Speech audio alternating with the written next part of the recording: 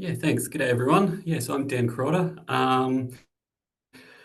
I've been registered for about 10 years or so now. Half of my time has been spent with Crown Lands, initially in the Newcastle Maitland area, and then more recently in the Tamworth District Office. So a little bit odd that we're getting the guy from the wrong side of the mountains to do the talk about mean high waters, but that's the way it's worked out. Okay, so I'll just share my screen for the presentation.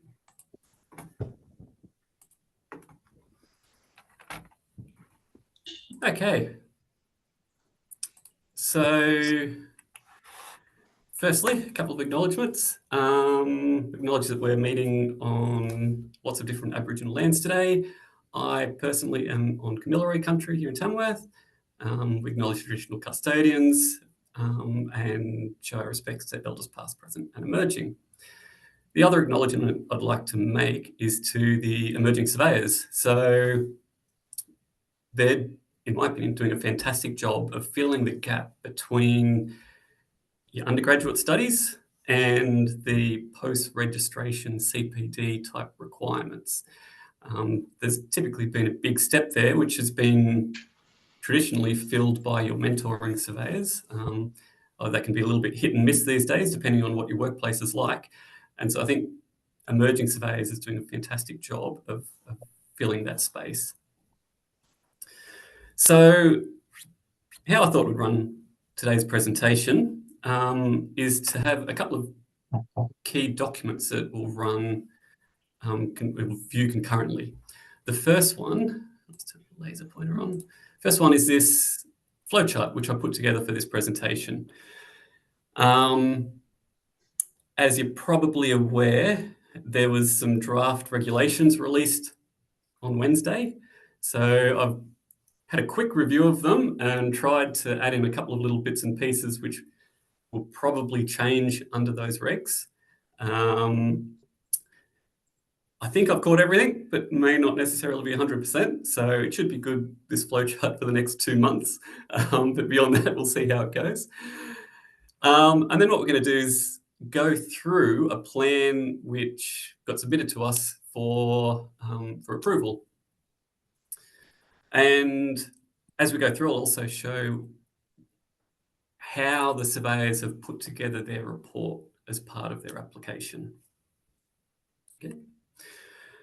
So let's kick off with a question for you all. So why do you need to come to Crown Lands for the consent for the mean high boundaries? Is it because A, Crown Lands will be the adjoining owner because we own all the land below mean high water? Is it that the adjoining land as Crown Lands owns most of the land below mean high water? Is it that C, the Surveying and Spatial Information Act specifically requires it? Or is it D, that it's only required in a very limited specific circumstances? So Rachel, you're able to kick that poll off, please? Yep, the poll's been launched, so everyone should have a little pop-up dialogue box if you can pop your answer in there. We've got about half the attendees have popped their voting, so we've got maybe another 30 seconds and then we'll see the answers.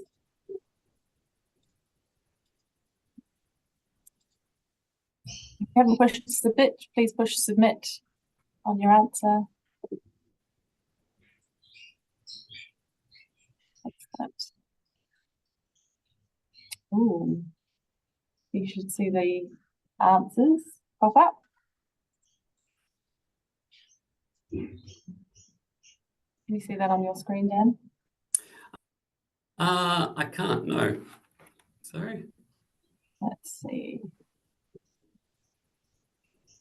We've got 32% answered A, 32% answered B, 32% answered C, and then 5% answered D.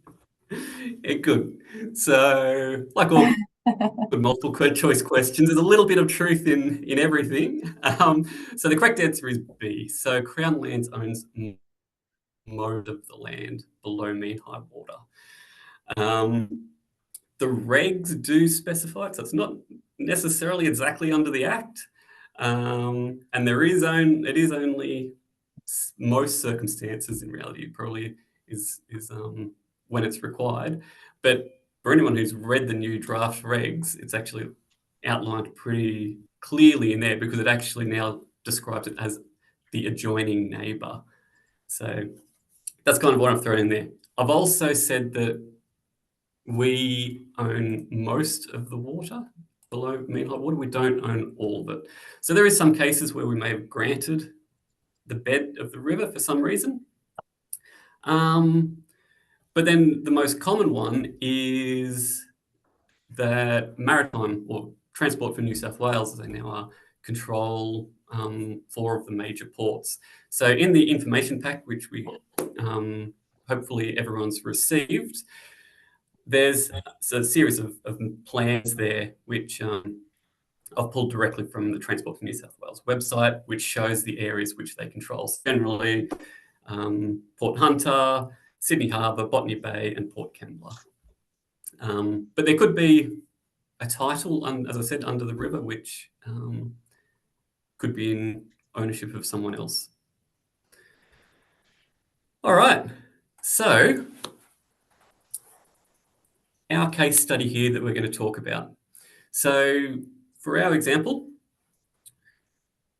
it's a proposed easement in the areas shown by the red lines here. Okay, so generally underneath the river and a little triangle bit here as well. We can see nearby we've got a floodgate just here, and it's situated in Duckenfield, which is about halfway between Raymond Terrace and Morpeth Hinton area. We've got the Patterson River, which joins upstream, and the Williams River downstream, and the site's about halfway between the two. To have a look at the report, which, as I should have mentioned earlier on, this was a plan prepared by David Cant Surveyors, and thanks to David Cant and his team there for allowing us to use it. So to start off with his report, he's basically said that. So it's a letter directed to the department, giving a quick introduction that is just a plan for proposed easements, and that they're asking for the department to review and provide their consent. There's a little bit of information around where the site is, so some MGA coordinates, and that bit of a broader view as to what's happening in the catchment around it as well, so that we're 8.5 k's upstream of the Williams River. They've got that drainage or floodgates just nearby.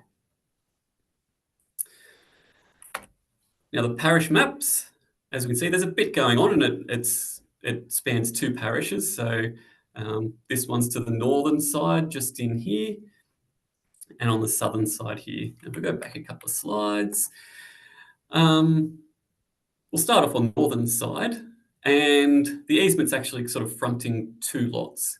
We've got lot 1 and lot 18. And both were historically part of portion 34.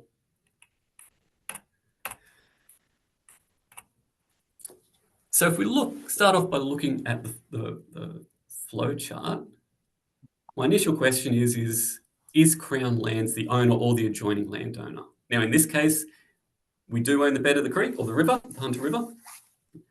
So yes, and you can follow along by the little red lines that I've got drawn in over the top of the arrows. So the next question may seem like a bit of a silly question, but is the water actually the boundary? To do this, you need to go back and have a look at the Crown grant, okay?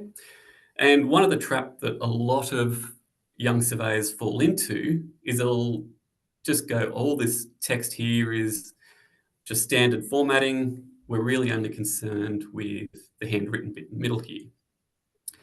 Absolutely not true, okay?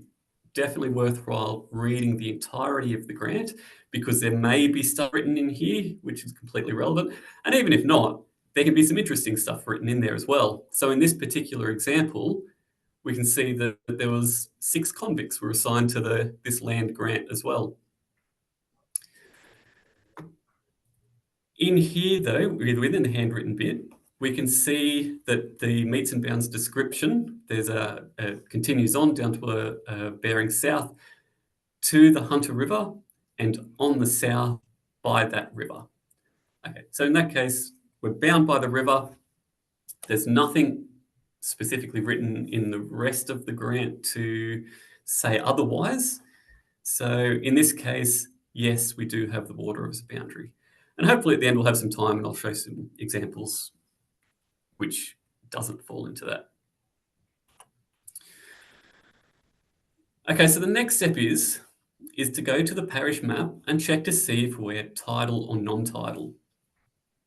Now, I've said to go to the parish map because there's a distinction that we need to make here, that there's a difference between the legal tidal limit, or whether a land is legally tidal or non-tidal, versus whether it's physically tidal or non-tidal. So the river itself, upstream of here, no, I should say, so on the parish maps, we're talking about the legal tidal limit.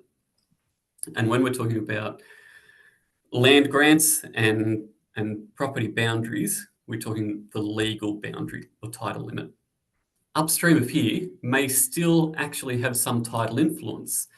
And with things like climate change, sea level rise changes and whatnot, it can move the tidal limit around. Now, Manly Hydraulics have released a document which specifically addresses the physical tidal limits, and that can be helpful to find out whereabouts, give an idea as to whether you be tidal or non-tidal. But you need to go to the parish maps to see where that legal tidal limit is.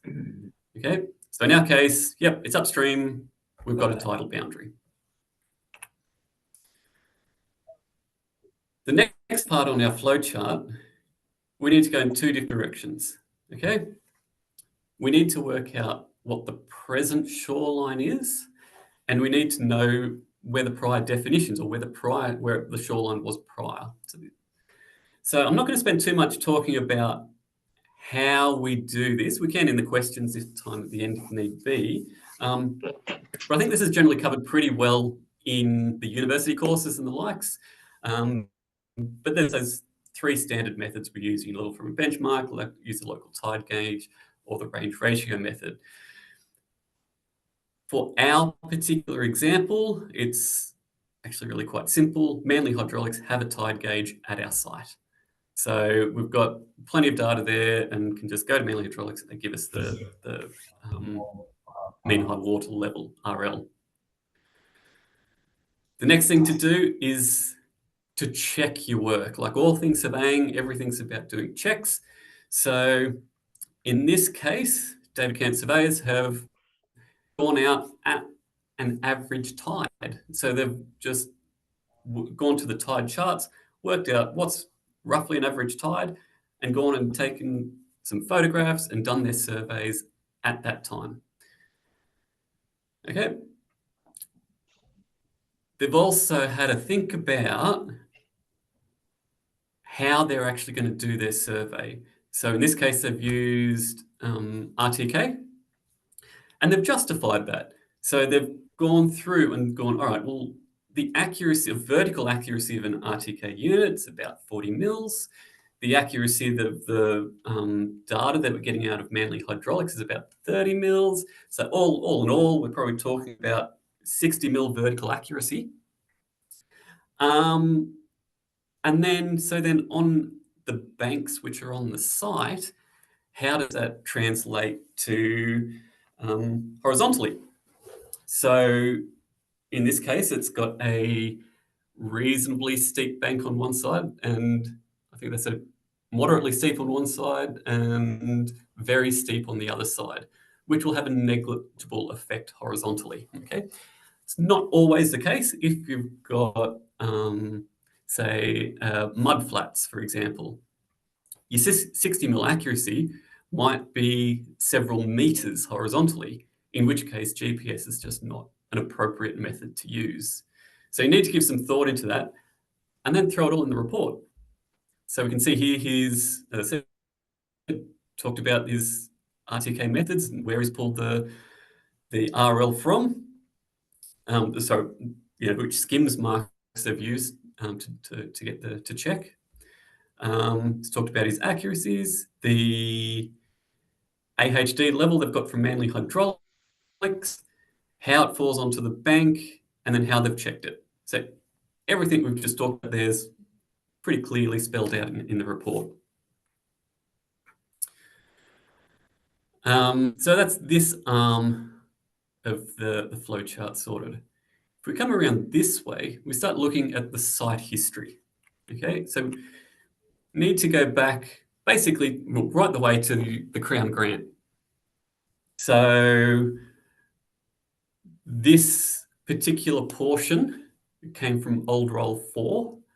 There was some old system subdivisions done. And then in 2018, over that lot 18, there was a easement plan done, which defined the mean high water mark. That's on over part of it. Over the lot 1 side of things, there was a plan of resumption done in 1924, and the boundary hasn't been the river hasn't been surveyed since. Okay, and that resumption plan's this Crown plan here.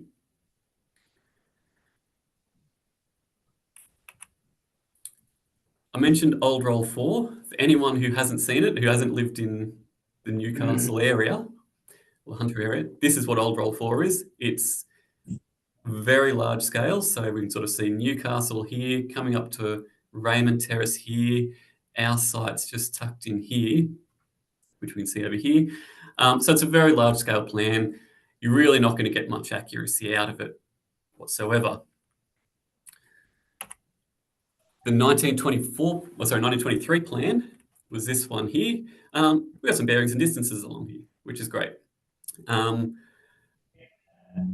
It's mentioned as being this DP number, but that's actually a compilation from this Crown plan number. And then finally, there was the easement plan done in 2018, and they've defined this side of it here. So we get this bit here done in 2018, this bit over here in 1923. So when we follow our flowcharts down, yep, we've got some Crown plans and some prior approved plans, both of which were dimensioned, but if they weren't, then you would digitize them so that you can actually get some bearings and dimensions along it.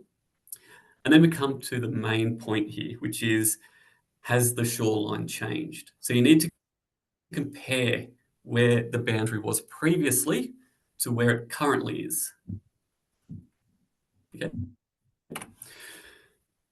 So in this example that we're using from David Kent, we can see along here the present shoreline, as we say, so where it currently is, agrees pretty well with where that 2018 easement plan created it or placed it. In this bit here, we've got the current mean high water along this line here, and then the bank back up here defined in the Crown plan. So there's quite a discrepancy there going on. All right. Our report also mentions a little bit about the use of the land as well, what it's being used for. But it then goes through and describes where these banks are and that there's some rock outcrops sticking out there. So we've got some bedrock sticking out above mean high water, okay, which is kind of pretty crucial because if the boundary from 1924 had moved back out, then, which would have to happen via accretion, we're not going to get any accretion of bedrock, okay? Pretty self-explanatory, hopefully. The other thing that the report does, gives us a detail survey and gives us photographs, and not just photographs, but photographs where they've drawn some line work in as to where the boundary is or where the current mean high water is, okay? which is really crucial for us so that we can see what's going on. So definitely one of the key points, throw photos in, throw detail surveys in, really spell out to where the current mean high water is or where you're planning on putting the boundary is. Yeah. So again, in the report, we've just gone through and said, where are we? In lot 18, that the bank's substantially the same as the survey done in 2018. For the rest of it, it differs substantially, and that difference is not because of accretion, okay? So in that case, I've got another question for you. If you were just doing that little section of the river, so just doing that side, and we had these outcomes. So we had that it's substantially the same through here, and that this plan here is going to be wrong, that the current mean high water should be back here. Do you need to come to Crown Lands for approval? So Rachel, can you kick off that poll again for me, please? Yep. Can everyone see that on their screen? Yes. Cool, thank you. Yes. Great. So A, you wouldn't need to come to us at all. B is you would only need to come to us because of that section where it was substantially the same. C, you only need to come to us for that section where it disagrees with the prior plan. Or D, you'd need to come to us for the whole thing, for both parts of it.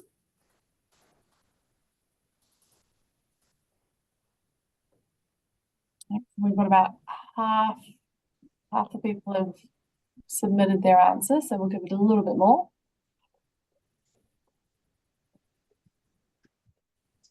All right. Don't forget to push submit once you've popped your answer in. See.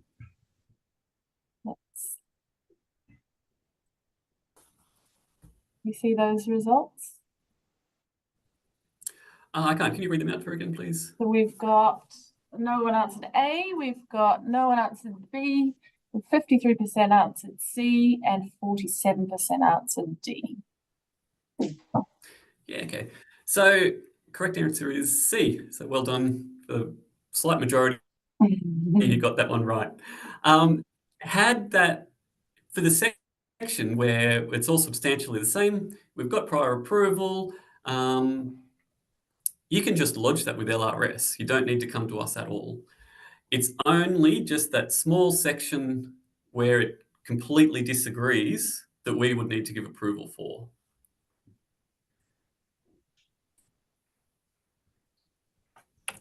So looking down our flowchart, so over the section where it agrees, so has it changed? No, it hasn't over that bit. We've got prior approval, and I should say under the new draft regulations, they're going to limit that to a 20-year. So not only does it need to have a Crown Lands approval, it needs to have been approved within the past 20 years. So in that case, just lodge it with LRS. For the other section, yes, it has changed. It's erroneous. It's an erroneous definition, as in the prior definition was wrong, and it's surprisingly not very often you can prove that. And so you need some pretty good evidence to prove that the prior definition was wrong. And in this case, the real clincher was the bedrock above the mean high water level. I also didn't mention that when they surveyed the prior definition, it appeared to be at the high bank, like at the top of the bank. So there's kind of that thought process that that's where they had surveyed it. So in this case, you either go back to an earlier definition, or in this case, there wasn't one because the only early definition was at Old Roll 4, which you're not going to get much accuracy out of. So we can just adopt the present shoreline as the boundary and come to us for approval. Now, in reality, you don't actually need to spell out which sections need approval, which ones don't. You just need to know whether you come to us or don't, and then we sort out which bits we approve and which bits we don't, and those types of things. So it was only if that, yeah, if it was only in that section, which only that section that agreed with the prior definition, then you wouldn't need to come to us. But in this case, just come to us and we'll sort out the rest. So this is how is shown this northern section on his DP. So first of all, the mean high watermark is the boundary, okay? And it's the current mean high watermark is the boundary through that whole section. So specified down here, short lines 1 to 4, that it's substantially the same as that shown in the prior easement plan. And then 5 is that the existing mean high watermark is the boundary, okay?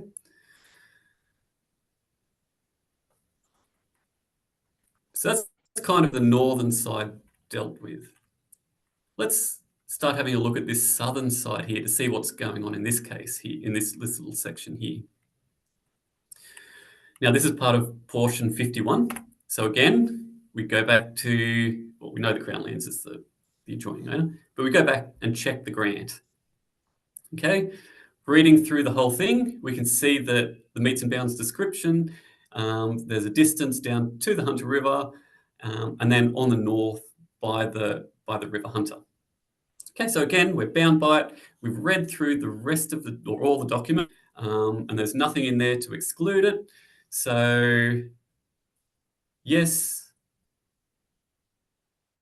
we've checked the Crown grant, the water's the boundary, we know that it's tidal, we've already gone through all of this to measure where the present shoreline is. So then our site history on the southern side.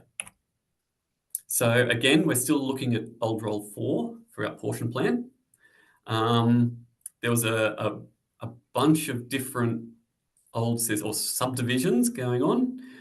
And then 2 to take note of is a subdivision in 1896, followed by a resumption in 1923. Now, I should have mentioned earlier, you can see after all of these things, they've just got, CB4, CB5, CB6. These are all appendices to his reports. So he's including all of his search, all of these other documents in with the letter. It's not just the handwritten stuff. So things like the title and DPs and various vol-fols, historic vol-fols, or whatever is being mentioned in your report and whatever is useful for it for all this then gets attached and submitted as part of it.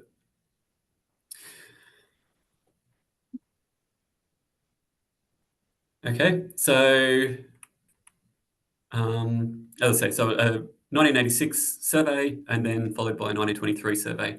This is the 1923 survey. If we look at the detail survey that David Cant's done, we can see here's the location of the 1896 survey. Here's the location of the 1923 survey. And out here is where he's currently surveyed it. Okay. Again, great photos. We've got some red lines to show where, approximately where he's surveyed the present shoreline to be, and made note that these photos are taken at, a high tide, where, the approximate high tide. So the water level is also basically the present shoreline. In his report, he mentions again the use of the land. So it's intermittently got some livestock on there.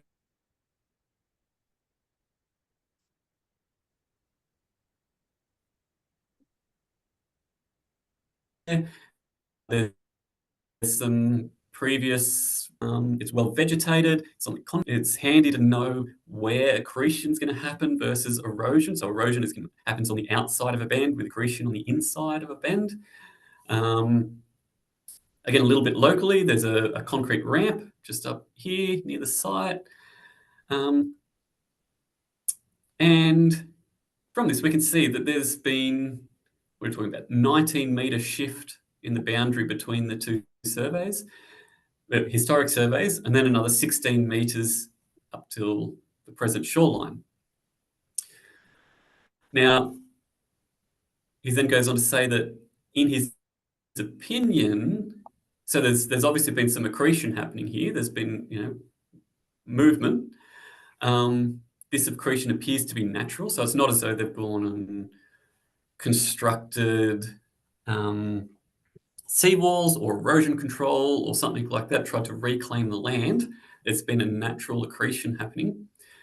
However, given this section of river, it's known to jump around a lot, it's the opinion of the surveyor that this movement has not been slow and imperceptible. Mentions here that it's located within the coastal zone. We'll come back to that because he's hinting at a few things there, and there's also a couple of points to make. But hence, it's his opinion that the last registered position of the bank should be where the boundary is. So the boundary should be along here. So going to our flowchart, has it changed? Yes, it has. We go through a couple of steps. Is it in the coastal zone? Got a link here to the planning portal with a few layers you can turn on to find out whether land is within the coastal zone or not. The main reason we're doing that is to find out whether we're doing just the ordinary doctrine of erosion and accretion or whether it's done to the modified doctrine of erosion and accretion. Okay, in this case, yes, we're in the coastal zone, so the modified doctrine would apply.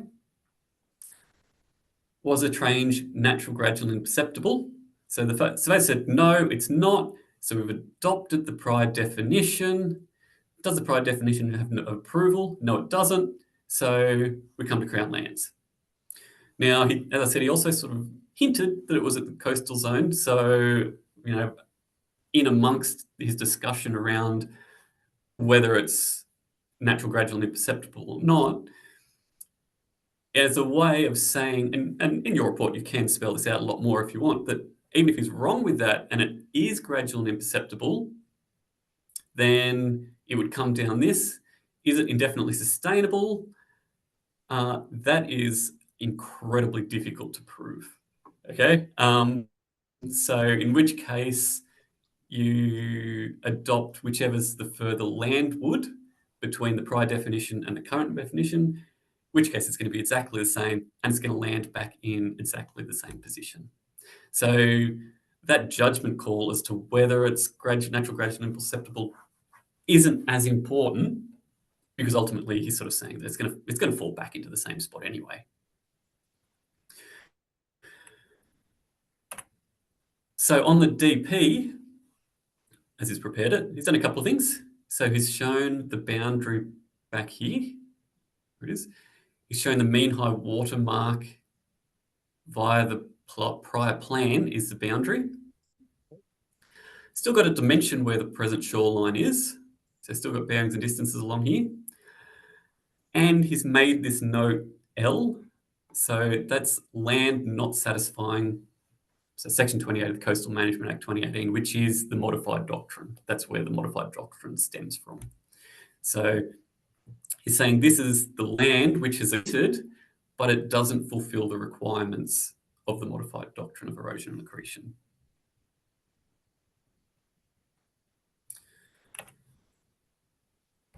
All right. The third part to this plan is this little section here as part of portion 49.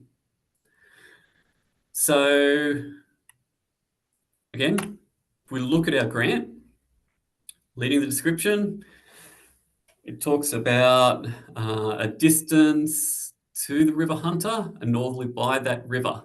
Okay, so again, in the meets and bounds description, it talks about being bounded by the river.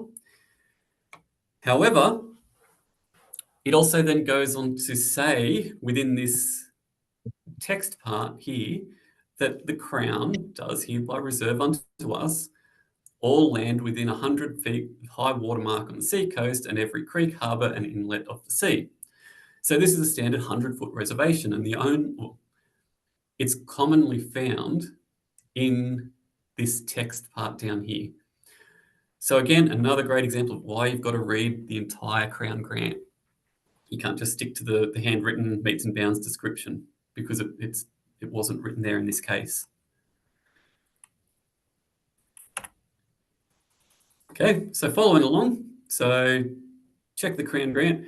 We've got this 100-foot reservation. So according to McGrath vs. Williams of 1913, I think it was, we adopt the mean high water at the time of the Crown Grant and then come back our 100 feet from that. Okay, and then if the first definition of that, then you come to Crown lands. So adopting the mean high water at the time of the grant is a little bit tricky in the sense that we need to work out where this boundary was here. From the portion plan, which as we've already discussed, is pretty horrible. Thankfully, there was a survey done back in the early 1900s where there was a survey to investigate the position of the mean high water mark of the 100-foot reservation from the mean high water mark at the time of the grant, which is very handy, and it's one of those things that another great example of where you need to pick up that full, complete search of your site. Your report can then go into how you've actually defined this berry is in terms of a survey report, as in going back to defining the road out the front, those types of things. And then it's just a simple case of digitizing the plan, offsetting your line by 100 foot, and then that's the boundary. So in that sense, it can potentially be a little straightforward. It was a little tricky in terms of trying to define where this line work was from the early 1900s. But in terms of a mean high water boundary, it's reasonably straightforward. Again, to show that, it's just a straight bearing in distance. Now you do generally need to show where the present shoreline is, and like it's kind of all tied up in here and it's a little bit messy. But it's ultimately dimensioned and then gets the approval. Once it's come to us, and there may be a bit of backwards and forwards with you as a surveyor to get things right. And once we give our approval, ultimately we put a stamp on the admin sheets, and that's that. You just then lodge it as you would lodge your plan. We also give you a letter which you can lodge with your DP as well, stating that we've given the approval for it. And hopefully LRS won't give you too many hassles. So one last thing to quickly look at is I wanted to show you one other example of when the water isn't actually the boundary. So this is a non-tidal one, but it could equally work as well for a tidal one.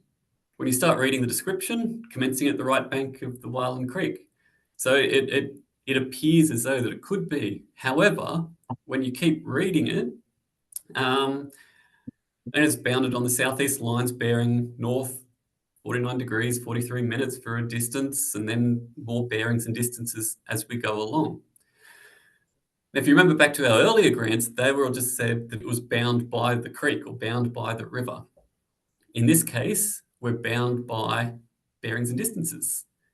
So the creek isn't the boundary in this case at all. It's just going to be a standard right line boundary as if it was bounded by a different property or a different grant, or if the creek wasn't there. So if there's any erosion or accretion which happens with that creek, then the boundaries don't change at all. Okay.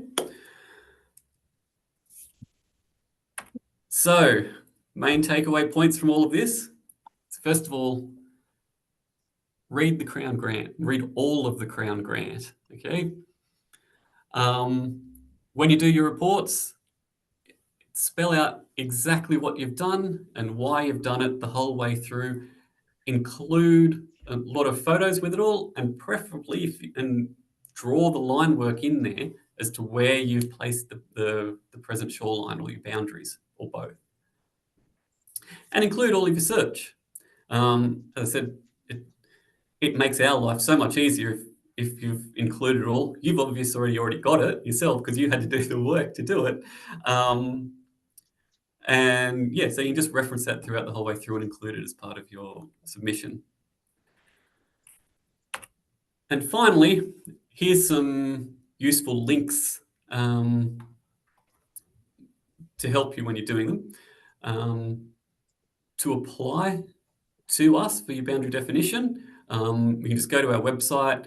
It's got a step-through process, sort of going through, is it tidal, is it non-tidal, is it in coastal zone, or it's not? And it steps through those so that it auto fills in some formwork and then comes through to us. We've got the Manly Hydraulics website here with all their water levels, so you can go to there to find out where their tide gauges are to work out the level. And here's another link to that planning portal which outlines the coastal map. Finally, a website. If you've come across things which are really abnormal, or you've got questions, or you just need to contact us generally, feel free to send us an email here. This is a generic surveyor's Crown Lands email address. But if you know specifically surveyors up and down the coast in whichever area you're working at, you can always contact them as well. All right, so that's about it for me. Questions? Rachel, I might hand it over to you to help sort of direct this a little bit.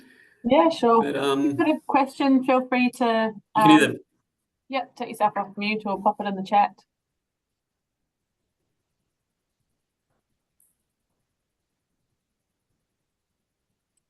There must be one question.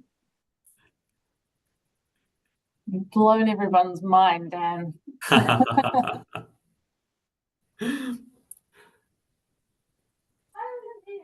No.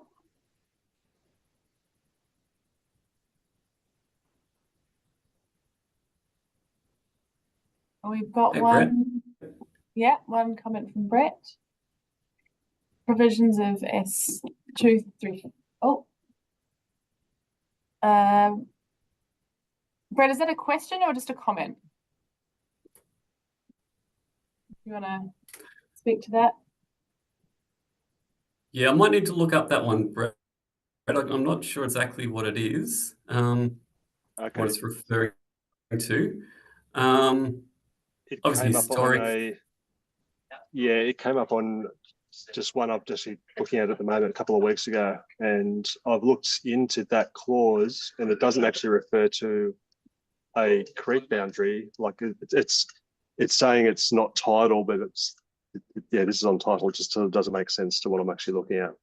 Just wondering where it's coming across. Sure. Here. All right.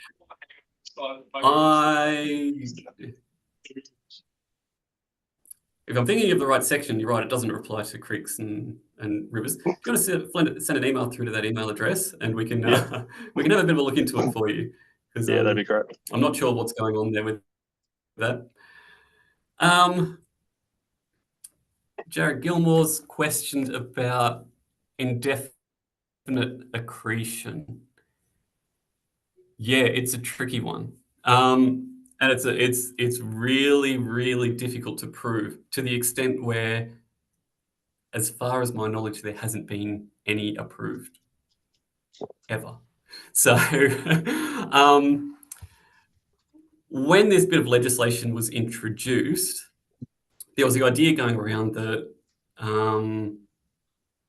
the Crown or the state always lost in these things. So if there was ever accretion, then the Crown lost and the adjoining landholder won. And if there was erosion, they'll just go, oh, no, it wasn't natural, gradual, and imperceptible, therefore we go back out to where it was. So all the time the Crown kind of lost. So they kind of introduced this legislation to put a stop to that without actually stopping it. So they've said that, you know, it needs to be not block public and be indefinitely sustainable, which is going to be it's going to be incredibly difficult to prove. There would in reality be probably court cases, hundreds of thousands of dollars worth of reports to be done. It's, yeah, really not easy at all.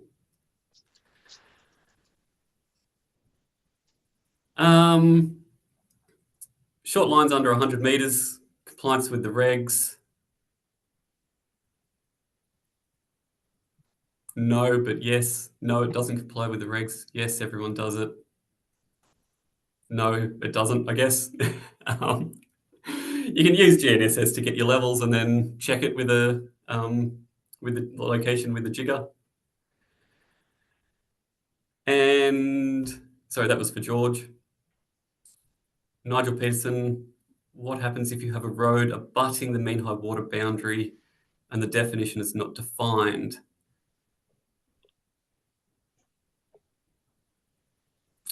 Yeah, okay. So not sure what there's two different ways you could take that, Nigel. So it could be a closed road and then it ends at the creek.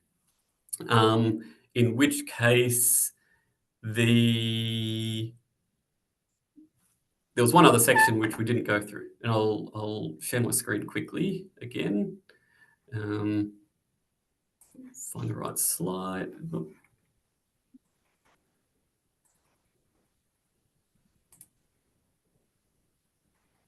Bear with me a second while I quickly.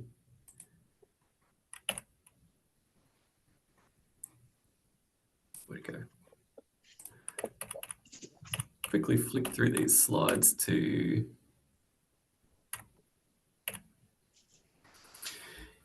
Yeah, so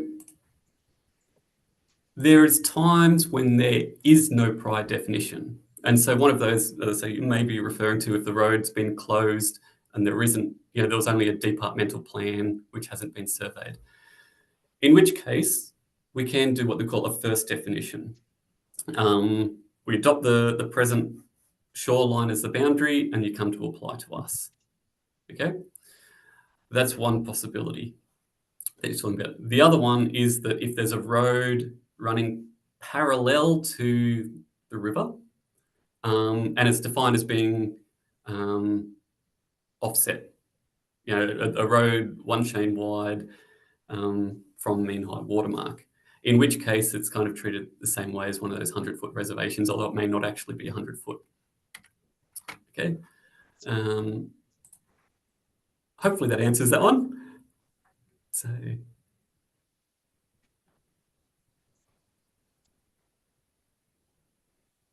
Oh, good answer. Guys answered George's question about the compliance with the regs. So saying that the boundary is the natural feature, not the dimensions.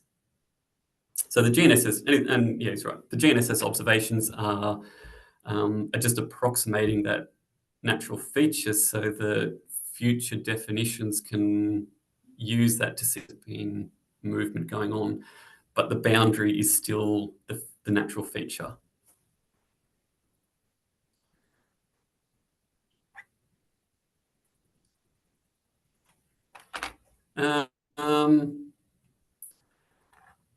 Has Crown Lands ever received an application? I think so. I think I was in one very early on, and it got withdrawn. So we probably have, and there would have certainly been some early on, but as I say, it's very, very difficult to prove. And as I said, it was basically an attempt to stop any accretion happening at all without actually saying that you can't have accretion. So,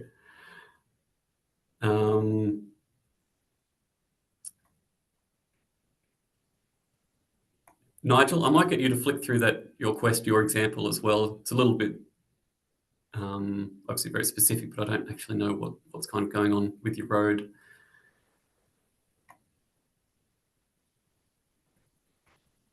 And Georgine has asked, what if the parish map doesn't have a tidal limit? As far as I know, I think we've worked out where the legal tidal limit is on all the creeks. If you can't find it, as I say, you can use a few tricks and like using the physical tidal limit and then generally come downstream from that and see if you can find something. Get in touch with us. We can try to help out, see if we know where it is. And if not, if there is a creek or a river out there somewhere that we don't know where it is and it isn't on the parish map, then we'll work something out. The arrows on the plans can be a good indication as to whether it's tidal or not. It's not the definitive answer.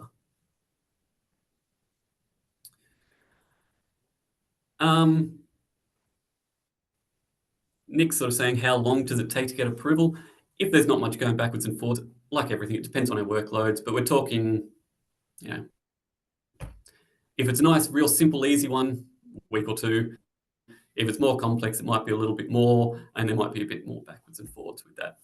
That's the kind of timeframes we're talking about.